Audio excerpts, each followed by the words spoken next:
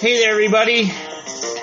Welcome to the Michigan Trails Report. I'm your host, Tom Funk. Thanks for joining us yet again.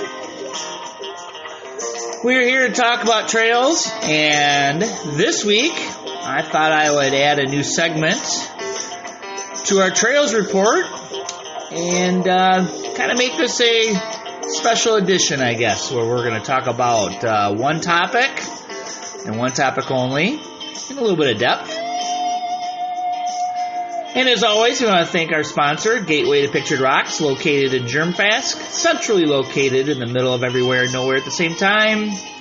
It's in the eastern UP on the banks of the Manistee River, less than a mile from Seney National Wildlife Refuge, and less than an hour from either end of Pictured Rocks.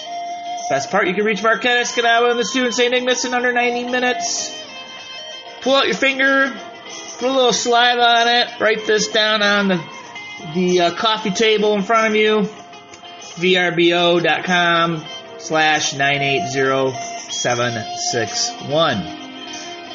And as always, thank you to my good buddy in Kalamazoo, Michigan, Adam Main, for providing the music for the podcast. Thank you very much, Adam.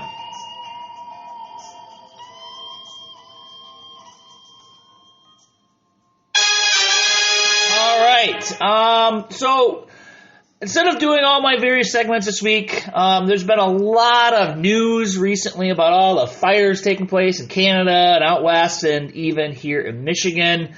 So we're going to talk about fire safety and fire while hiking and backpacking. Now you may be rolling your eyes or going, whatever, Tom. No, seriously, folks, this is a big deal. Michigan is a fire-prone state. You get north of Grand Rapids into the Manistee National Forest, into the Upper Peninsula, those are habitats that are managed by fire, by natural fires. They have been for thousands of years. Even in southern lower Michigan, has been in the past because we had savannas and prairies that constantly burnt.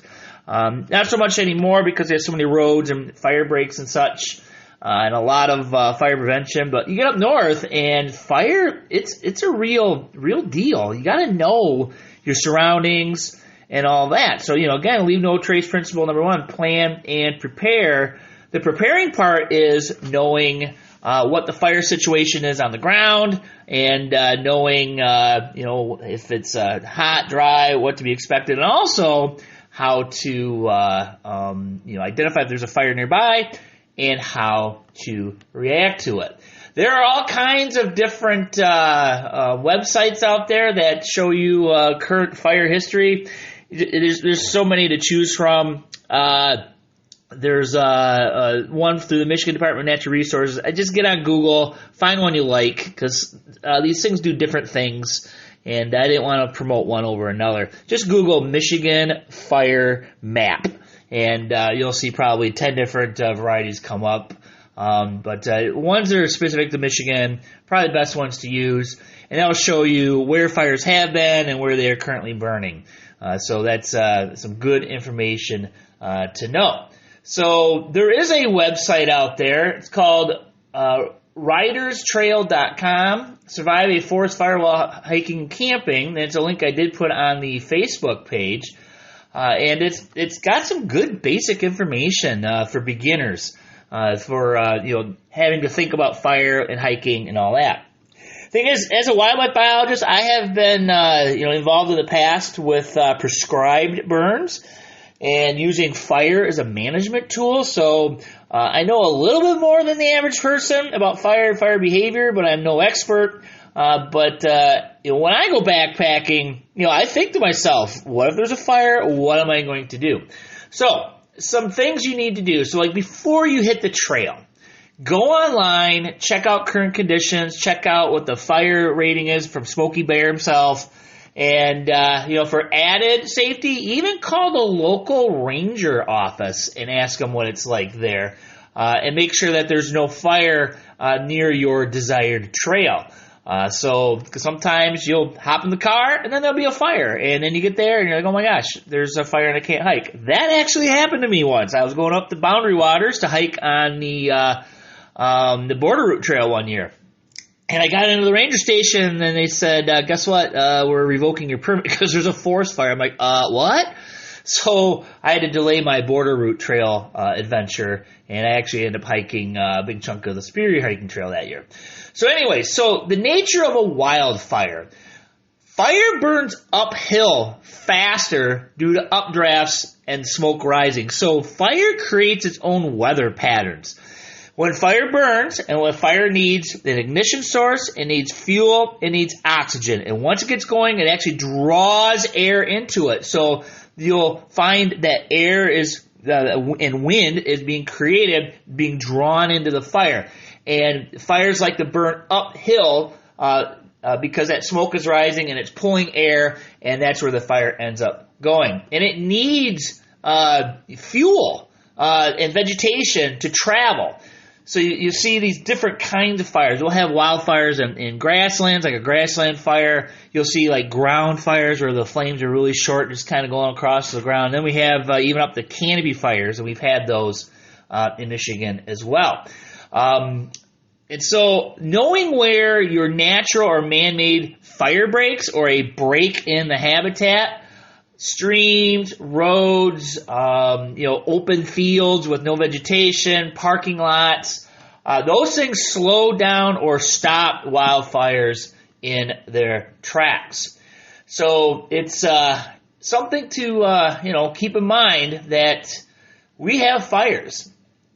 Now, we've had a lot of fires here in the past. We had a lot of fires this year, a lot of small ones. We've had one that's been over 1,000 acres, but the largest fire ever in the state of Michigan was in the thumb of Michigan, where over 1 million acres burnt, 2,000 structures were destroyed, almost 300 people were killed, and this was called the Thumb Fire. So this was in 1881. This was after a lot of the areas up in that part of the woods was logged off, a lot of slash on the ground, a lot of fuel laying around.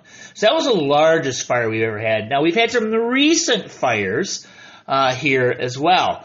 In the 1970s, in 1976, we had the Seney Fire, or the Seney National Wildlife Refuge, 78,000 acres. And it burnt for months underground in the peat. So you get these swamps, and the fire will burn in the peat, and it burns very, very slow and smolders until the snow covers it. And that is, further north you go, the more common you'll find that situation. The Mack Lake Fire was actually a prescribed burn that got out of control. That was in 1980 near Mayo, 25,000 acres, 44 homes, and 1 fatality. So prescribed burns don't always work out the way folks want them to. More recently, the 2 largest fires since the year 2000 and the year 2007, we had the Sleeper Lake Fire.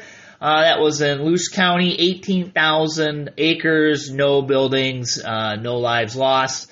And that burnt down to pretty close to Tequamanon Falls State Park. And the most recent one was in 2012, the Duck Lake Fire, also Luce County, 21,000 acres. This one took place right before the Memorial Day weekend. And if that would have happened 2 or 3 days later, guaranteed there would have been fatalities because everybody would have been up there for Memorial Day weekend. And there were 136 structures lost. So if you're looking for a hike through a forest fire that took place, if you hike the North Country Trail around the Pike Lake, Culhane Lake area north of Tequamanon, all the way over to Grand Marais, you'll walk through formerly burnt off areas. So the Duck Lake Fire was started by a lightning strike.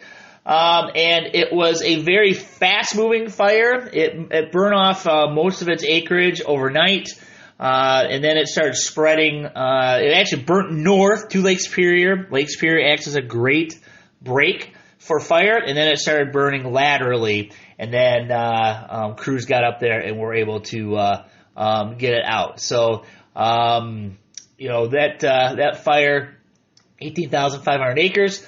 Another one that took place was the Sleeper Lake Fire.